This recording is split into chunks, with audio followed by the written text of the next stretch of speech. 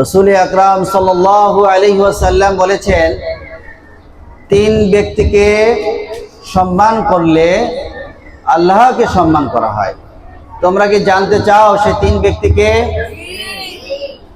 আচ্ছা, এক নাম্বার হচ্ছে বয়স্ক লোক, যারা মুরব্বী, তাদেরকে সম্মান করতে হবে। বয়স্ক লোক দেখলে তাদেরকে তোমরা সালাম দিবে, বয়স্ক লোক দেখলে তাদেরকে তোমরা বসতে দিবে, চেয়ার ছেড়ে দিবে।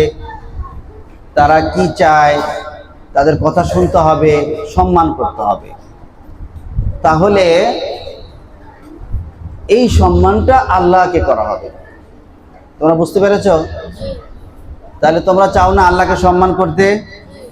তাহলে তোমরা বয়স্ক লোক, তোমার চাইতে একদিনের যিনি বড়, তাকে তোমার সম্মান করতে হবে। দ্বিতীয় নাম্বারে হচ্ছে যারা কোরআনে হাফেজ, যারা আলেম, তাদেরকে সম্মান করতে হবে।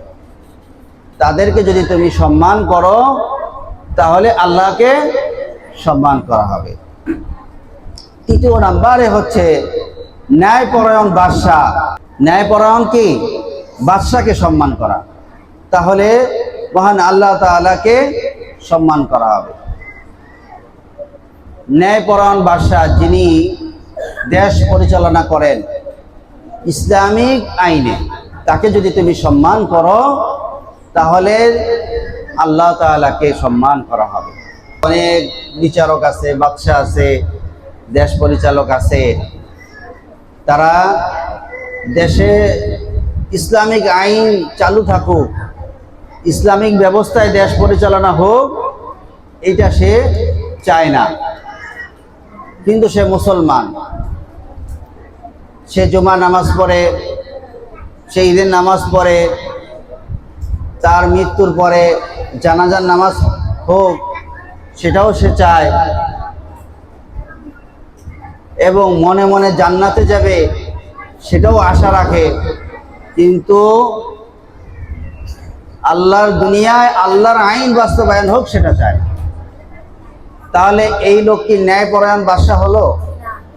হ্যাঁ, হলো না। ঠিক তেমনি ভাবে আরেকজন বাদশা আছে, সে হচ্ছে পিতামাতা। কে? পিতামাতা। পিতামাতা চায় তার ছেলে হাফেজ হোক, আলেম হোক, আদর্শবান সন্তান হোক, কিন্তু পিতামাতা নিজেই আল্লাহর আইন মানে না, ৫ ওয়াক্ত নামাজ পড়ে না, রোজা রাখে না, সত্য কথা বলে না। তাহলে সে কিভাবে আশা রাখে তার সন্তান ভালো হাফেজ হবে, আলেম হবে?